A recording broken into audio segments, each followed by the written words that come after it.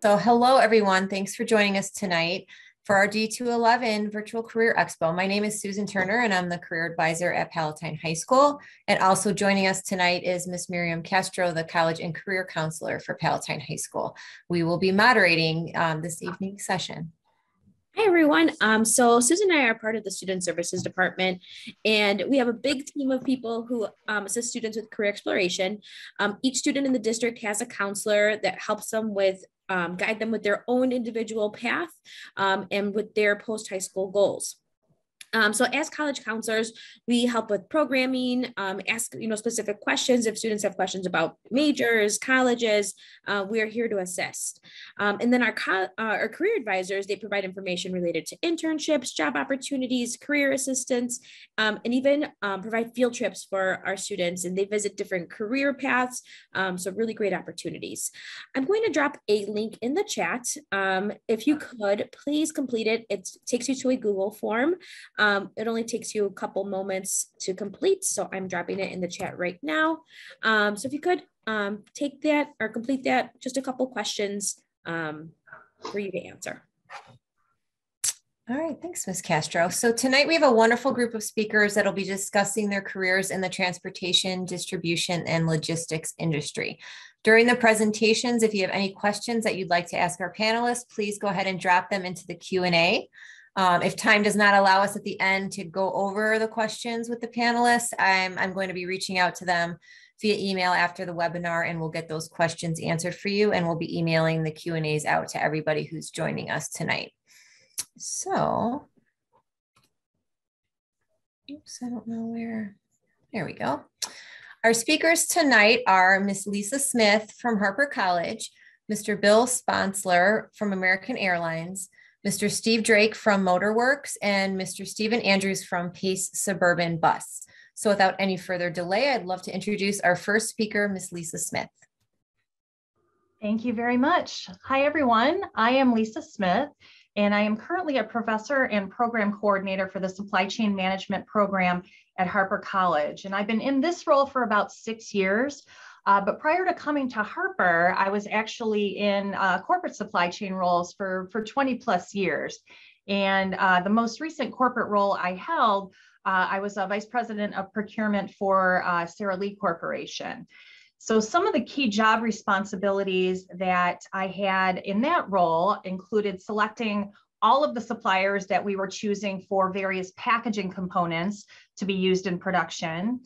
Also negotiating contracts with a number of suppliers. We were global in nature, so got to travel a lot, got to go overseas, travel to Europe, meet with suppliers, negotiate contracts, determine what the pricing was that we were going to be paying for select items.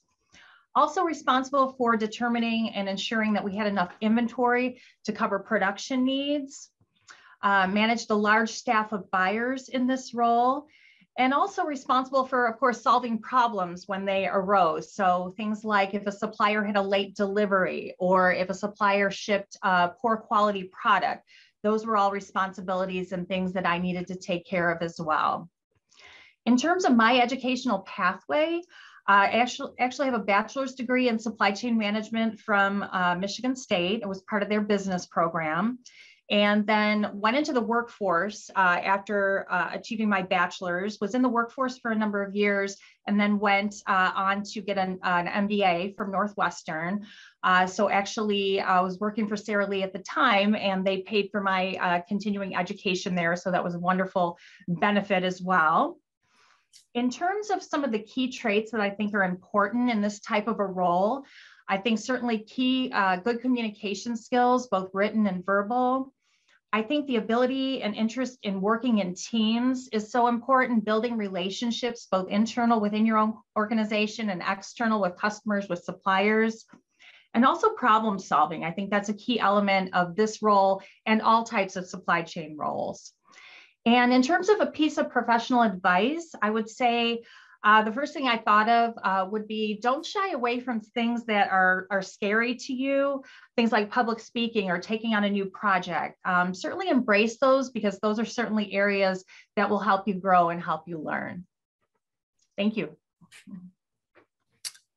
Thank you, Ms. Smith. That's really excellent knowledge. So, and learning for our students. So next we are going to move to Mr. Sponsler from American Airlines. Oh, you're on mute. Hi, thanks for having me. My name is Bill Sponsler. I'm a 737 captain with American Airlines and also a chief pilot at the Chicago O'Hare crew base. So my day-to-day responsibilities still include flying the airplane, but my primary responsibilities are as a chief pilot, which is to represent and support the pilots of American Airlines. What does that mean? That means I look at airport issues, aircraft procedural issues, work-related issues with our pilots, which could be training, it could be pay, benefits, vacation, all those things that are, that our pilots deal with from a professional, but I also deal with their personal issues. We kind of look at our motto is caring for people on life's journey, and that's the same that our corporate logo is. So my job is really to take care of the people that I represent. There's currently about 975 pilots that I represent in Chicago with one partner. My educational pathway is I actually started flying lessons when I was 11 years old. And I'm a graduate of Fremd High School in District 211 in 1991. And I joined the Illinois Air National Guard shortly after that as an enlisted person and attended Illinois State once I was finished with the Air National Guard. And all through high school and college, I continued taking flying lessons. And every time there was a break, I would go to what the equivalent of what would be like a summer school, except for it would be in an aviation rating. Most people that are professional pilots have 7 or 8 different types of licenses under their belt, starting with the private pilot's license all the way up to the airline transport pilot's license. How long it takes to get there, that depends on the pathway. So there's really 3 current pathways to become an airline pilot. One of them is through the military. So in that case, you would commit to military training. And generally somewhere between 8 and 10 years after you finish your training, you commit to military service, but the training is free. The second way is through a 4-year degree program, something like Southern Illinois University or Western Michigan University or University of Dubuque or University of North Dakota. And so in combination with a 4-year bachelor's degree, you also get all the licenses and ratings required to be an airline pilot.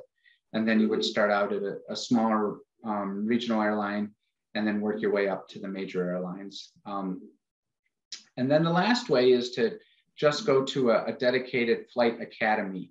And the dedicated flight academy starts you out from not knowing how to fly to really being a fully certified commercial pilot in about 9 months. Now, a commercial pilot's not an airline pilot, that's really a license to learn. So after that, you would go to work for a flight school teaching or flying for a pipeline or something like that, or small airplanes, and you just work your way up progressively to larger airplanes until you can have enough experience and qualifications to fly for a major airline. The personality traits needed to succeed. The number one personality trait that we look for is passion. You've got to really love flying airplanes, because flying airplanes is part of your job, but you put up with an awful lot to do it. And that comes kind of in with the second personality trait that I think is really important, which is grit. This is a job that's going to have you out of town on nights, weekends, holidays. Your schedule is going to get changed a lot. You really have to have that grit, that willingness to really sink your teeth into it and work really hard to get where you're going, because it's a career that has a fairly tough learning curve in the beginning, and then at the end is where most of the benefits come out. So you got to really have that dedication to the work, and it's a lifestyle. So I guess the one piece of professional advice I for students would be, have a plan, but be flexible. As you go along this path in life, I never thought I'd be where I was. I kind of had a plan and I thought I knew what I wanted to do. And then an opportunity came up and I said, hey, I'll try this. And then another opportunity came up. And so I really enjoyed the journey, but I really, if I would have just stuck with a plan and not been flexible, I think I would have missed some of the greatest things that I've really enjoyed in this career and in my life. So I'd like to thank you all for your time. I appreciate it. Thank you very much. That was great advice. And I think, like you said, that idea of it's more than obviously you have to love to fly, but it's those personality traits on top of that is what's going to really help you succeed and keep your, keep your interest and keep you motivated in the field. So that was really great. All right, now we're going to turn to Mr. Steve Drake from Motorworks. Hi, my name is Steve Drake. I'm the Vice President of Fixed Operations at Motorworks, and my career started off somewhere around 47 years ago as a oil change technician at a dealership long ago and far away. When I looked at the career path that I took, it was every step I was driven to try and find the next level. I found out early that maybe I loved working on cars, but I didn't enjoy getting paid to work on cars. So as I learned, I really like to talk to people. I like to enjoy the time that I spend with them, and I had a passion for that. Seeing the speakers that have spoke already, I agree. You have to have a drive and you have to have a passion for any kind of career path you take. And that's what I did, from every position, from being a technician to an advisor, to a service manager, to a parts and service director, to my final destination. I've worked for as large groups as Lithium Motors, which currently have right around 160 dealerships throughout the nation, a lot of traveling there. AutoNation, which is somewhere around 300 franchises that are represented there. And my hometown is Chicago, so I moved back here to be with my family. As far as a career path and as far as education is concerned, you're going to be looking at learn as you go, or go to Lincoln Tech or UTI when talking about the Chicago area. And they specialize in courses being given by Mercedes-Benz, Porsche, BMW, and even Ford and Chevrolet have special programs if you're passionate about those particular manufacturers. The only career advice I can give you is that you have to love to work, and you have to love to be around people, and you have to really enjoy teamwork.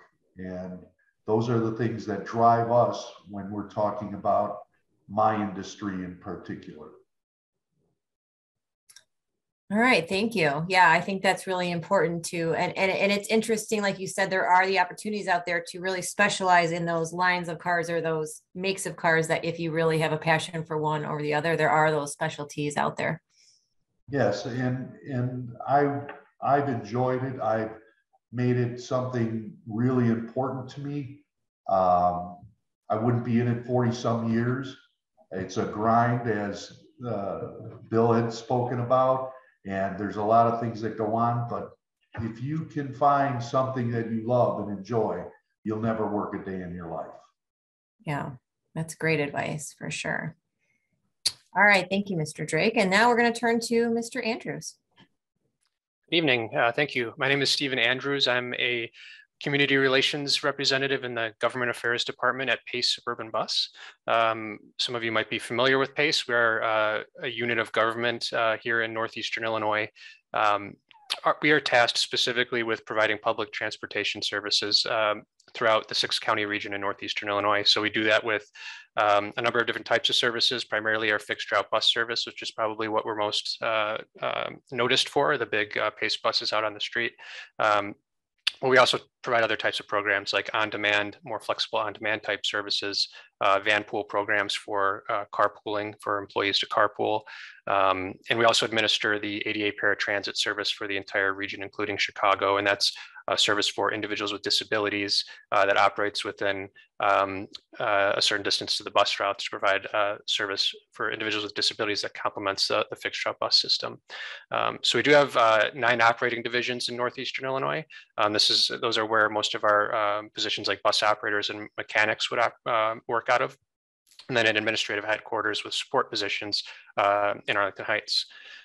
So for me, I'll talk a little bit about my personal position as a government affairs representative. I serve as a liaison between PACE and our passengers and the communities we serve throughout Northeastern Illinois, the businesses, local elected officials, and other community organizations. So I work with all those parties to try to market PACE services and really communicate important information to those parties on different PACE initiatives or programs that might come up. So I look a lot to implement local outreach and promotion. I develop a lot of stakeholder involvement plans. That's a big part of my job, is looking at, what is PACE doing, and then determining a plan for who is impacted by a program or service, especially if we're making a change to an existing program or service, identifying who is impacted by that decision, and then proactively communicating with those individuals so that they understand what we're doing and why we're doing it. And then we can also gather feedback from them about what that change means to them. So I do attend a lot of meetings and presentations. That's a big part of my job. And I do coordinate and arrange public hearings as well. So as a government entity, we are required to have formal public hearings when we're making major service changes. So I coordinate a lot of those hearings so that our constituents can come in and provide us that feedback. For me personally, I went to high school in Arlington Heights, and that's where I developed an interest in English and communications. I pursued that further in college at the University of Iowa, where I got a bachelor's degree in English, a minor in political science, and a certificate in entrepreneurship, and really kind of expanded my knowledge of how local, state, and federal government works. Some of the personality traits that are important in this field, communication skills, I think, are absolutely essential. Being out in the communities and talking with a lot of different stakeholders, it's important to be concise and communicate clearly. We have to be adaptable. We have to go all over the place. Fortunately, it's just in Northeastern Illinois most of the time, but we have to be able to move around quite a bit and be flexible to meet with a lot of different people. And then also responsiveness. We have a lot of constituents throughout the area, whether it's our riders or local elected officials who are contacting us for information. We have to be very responsive to those questions and those needs. So for, I guess, one piece of advice, I think whenever you're making a decision, I think it's important to really stop and think about who's affected by that decision and how they're affected. And I think taking that pause, I think, can really be helpful to help you anticipate how other people will feel or respond to the things you're doing in your job. And I think it allows you to be more proactive in communicating with individuals about your programs and services and how it affects them, and then learning about from them about how it affects them in their daily lives.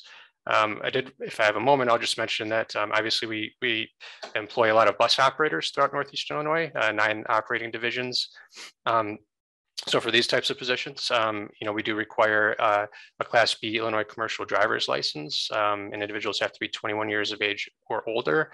They have to pass a PACE driving test, and I think excellent oral and written communication skills are a necessity for those positions as well, because our bus operators are not only driving the bus, but they are assisting passengers with route and fare information, as well as helping individuals board and deboard buses.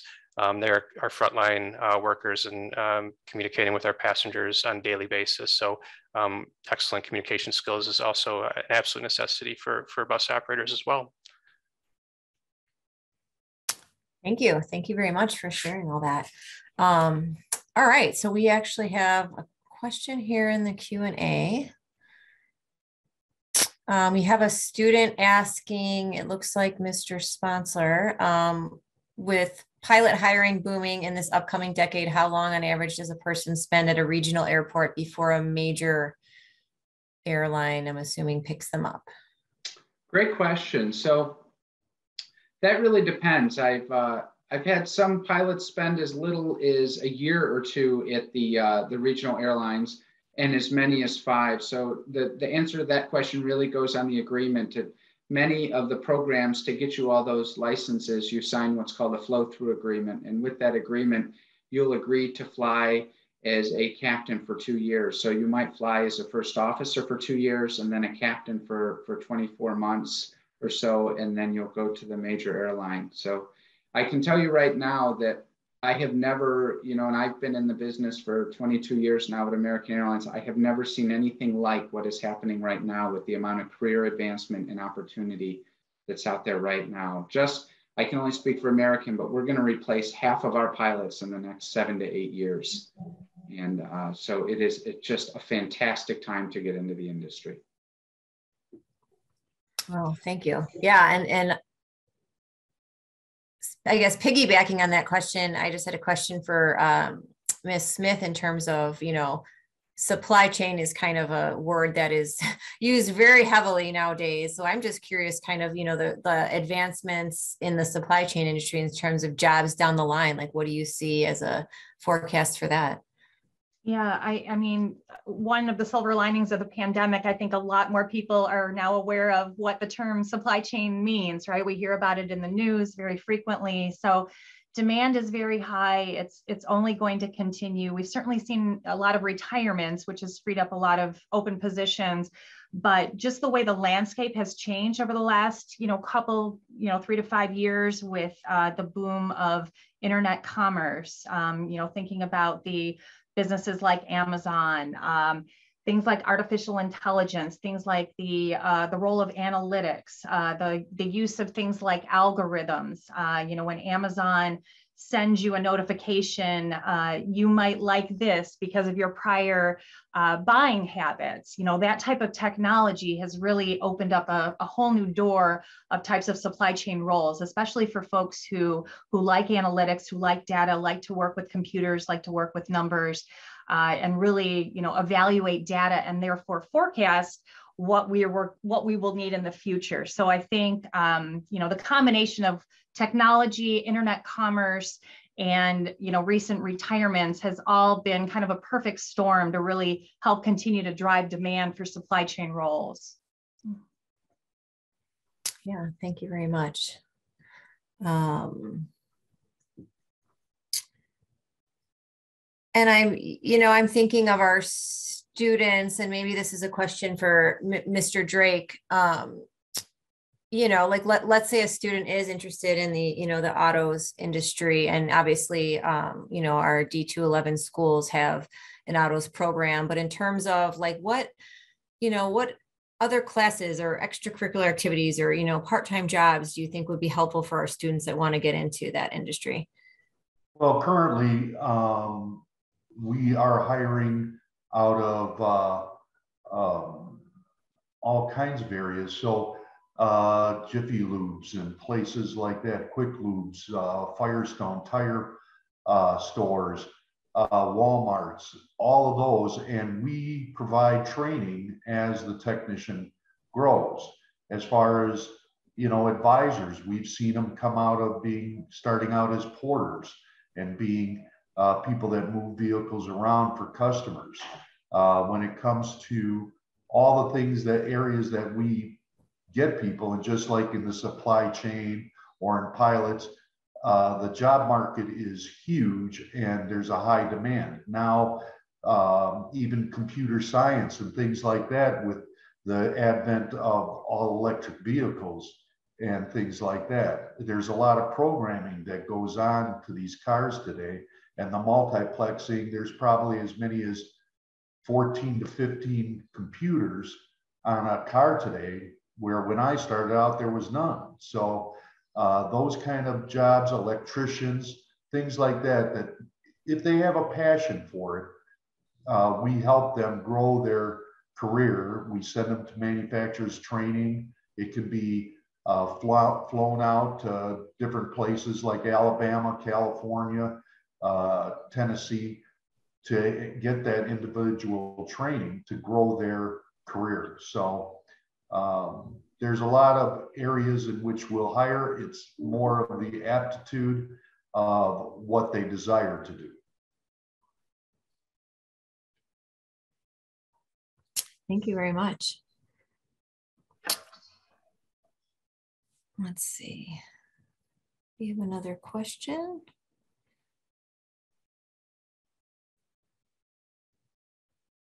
All right, we have a student asking, are flight internships at bases during college summers? Sorry, I'm just reading this to get it right. Are flight internships at bases during college summers at airlines like American Airlines and United a plus to get hired in the future? I would say they're a plus. I mean, if you're not qualified, we have the licenses and all the experience are your minimum qualifications. But I think having the internship, the one thing it does is it lets the airline know you know what you're getting into. So it's a plus in that regard. This is a very unique industry, especially with the lifestyle that's so different. The fact that we don't carry normal hours and we don't work on normal work weeks and we're all over the place. That I find that our interns, people that have served an internship, know they're going in with their eyes wide open. We had an intern that came to us from a university, and he's now working for a regional partner. And the one thing he said is, it prepared me. I had a very good idea of what I was getting myself into. So when it comes time for an interview, I think that the internship looks good because the people that are interviewing know that you understand the industry probably better than someone that hasn't served the internship. But so it might be a benefit in that regard. Great. And then it looks like we have one more question for you. It says, because of American Airlines' large fleet consisting of Airbus and Boeing, is it possible to get rated for both Airbus and Boeing as a pilot? So not at the same time, but I've flown 6 different airplanes in my time at American Airlines, from McDonnell Douglas to Boeing to Fokker, and the Airbus will probably be the next step. So what happens is, as you move up through your career, you move into bigger airplanes. Our pay scales are based on the size of the airplane currently. So you start out on the smallest airplane working weekends, and then hopefully you end your career on the biggest airplanes with weekends off, right? That's kind of the goal. So yes, it's very possible to fly both Boeing and Airbus airplanes. You won't fly them at the same time. Pilots are only qualified on one airplane at a time for safety reasons. Okay, thank you very much. And we're just about out of time, but I wanted to circle back to Mr. Andrews for a second and just ask, what would you say, it sounds like you wear a lot of different hats in your job and a lot of customer service and things like that. What would you say is your biggest challenge?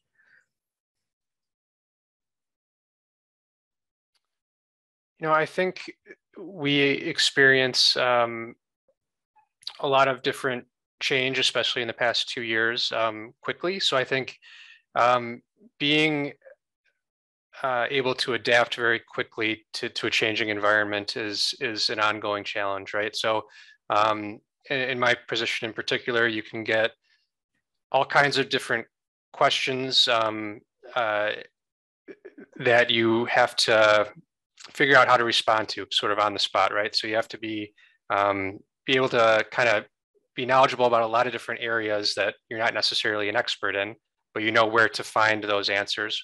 You can kind of answer them and then know how to answer them in more detail when needed. So it's, I think adaptability is very important, and trying to have a broad knowledge beyond just your own particular role, right? So an organization-wide understanding of how the business works and how the organization works is, I think, very important. Yeah, that's great. Well, thank you so much to all our panelists. I'm going to share my screen again and turn it back to Ms. Castro, and she's going to close us out. Thank you so much, Mrs. Turner. And thank you for the panelists for providing just such wonderful information and your experiences.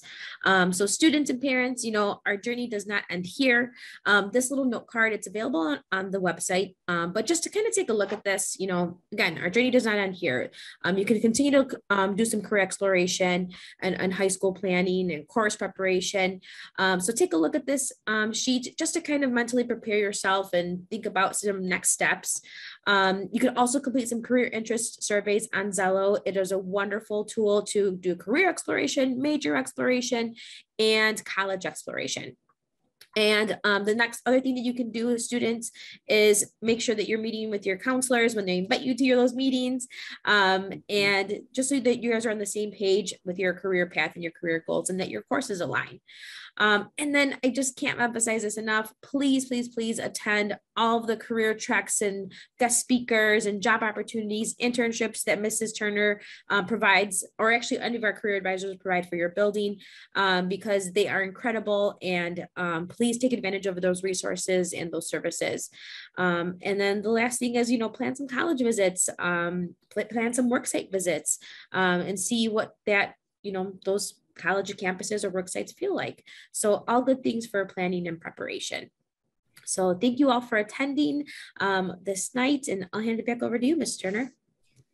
Thank you. So yeah, just as a reminder, recordings of this session and all the other sessions will be posted on the website. So if you joined us late or there's another session running concurrently that you wanted to see, you'll have the opportunity to watch. So thank you again to all of our wonderful panelists tonight and for our guests that are joining us, and have a wonderful rest of your night.